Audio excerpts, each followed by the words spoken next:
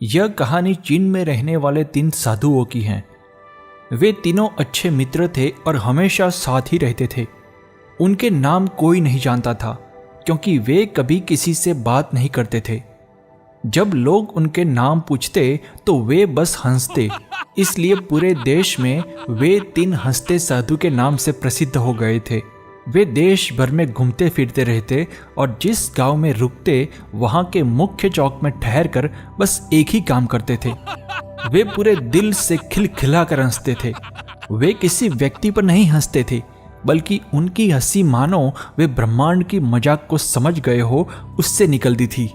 उन्होंने एक भी शब्द कहे बिना अपनी हंसी से इतना आनंद पूरे चीन में फैलाया जितना पहले कभी किसी ने नहीं फैलाया था।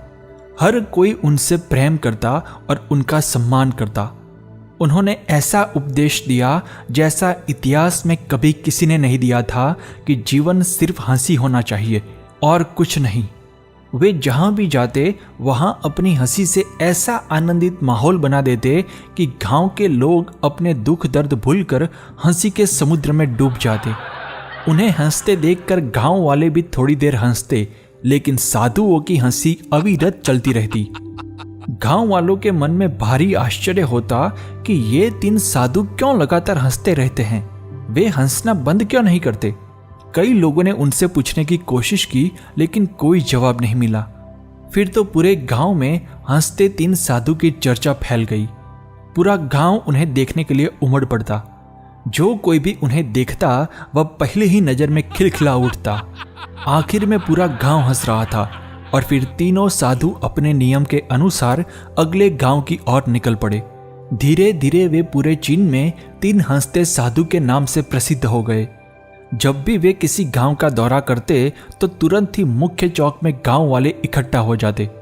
तीनों साधु अपनी सच्ची हंसी से जो आनंदित माहौल बनाते थे उसमें गांव वाले भी खिलखिला कर हंसते और हल्के फुल्के हो जाते। समय के साथ वे वृद्ध हो गए।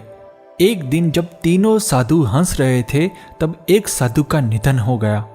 यह देखकर वहां जमा गांव वालों को गहरा आघात लगा। हर कोई यह मान बैठा था कि अब उनकी हंसी रुक जाएगी, अब वे अपने साथी साधु के निधन पर विलाप करेंगे। लेकिन 2 साधु मृत साधु के शरीर के पास खड़े होकर इतनी जोर से हंस रहे थे कि गांव वाले दंग रह गए। एक व्यक्ति गुस्से में आगे आकर पूछ बैठा, तुम हंस क्यों रहे हो? तुम्हारा साधु मित्र मर गया है। उसके निधन के शौक में कम से कम थोड़ी देर तो मौन रहो।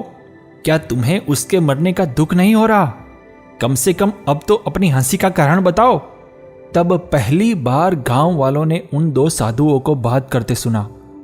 एक साधु ने जवाब दिया, हम हंस रहे हैं क्योंकि यह व्यक्ति जीत गया। हमने शर्त लगाई थी कि पहले कौन मरेगा और इसने हमें हरा दिया है। हम अपनी हार पर और इसकी जीत पर हंस रहे हैं। कई वर्षों तक हम साथ हंसे और हमने एक दूसरे की एकता और उपस्थिति का भरपूर आनंद लिया। उसे अंतिम विदाई देने का इससे बेहतर और कोई तरीका नहीं है, इसलिए हम हंस रहे हैं। साधु के निधन से पूरा गांव दुखी था, लेकिन जब साधु के मृत शरीर को अंतिम संस्कार के लिए चिता पर रखा गया तो गांव वालों ने उन्हें रोका। एक व्यक्ति ने कहा, जब कोई व्यक्ति मरता है तो परंपरा के अनुसार उसके कपड़े बदलकर शरीर को स्नान कराया जाता है।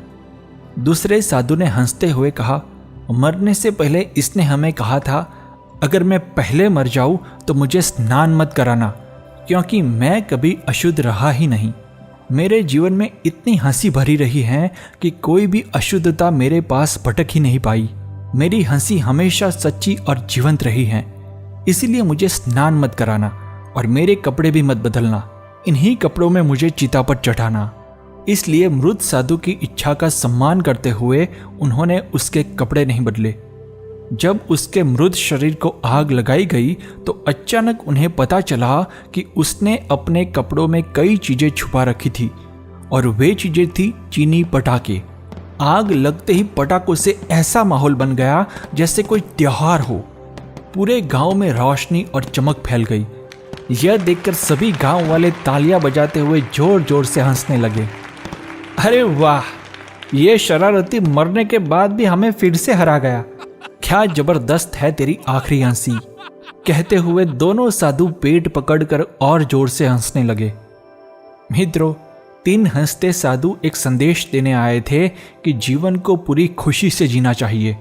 जन्म, जीवन और मृत्यु, इन 3 में से जन्म और मृत्यु हमारे हाथ में नहीं है, लेकिन इन दोनों के बीच धड़कता सांस लेता जीवन हमारे हाथ में है। जीवन में आने वाली परिस्थितियों के उतार चढ़ाव पर हमारा कोई नियंत्रण नहीं है, लेकिन इस दौरान हम अपनी मानसिक स्थिति कैसी रखें, इस पर हमारा पूरा नियंत्रण है।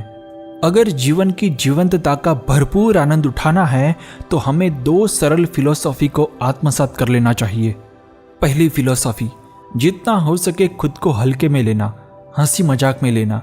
मैं कुछ खास हूं, इस भ्रम में गलती से भी मत रहना। दूसरी फिलॉसफी, पूरे ब्रह्मांड में केवल परिवर्तन ही अटल है। Change is the only thing that is constant. इन 2 सरल फिलॉसफी को यदि हम जीवन में आत्मसात कर लेंगे तो जीवन की चुनौतियों के बीच भी जीवंतता की लौ अडिग बनी रहेगी।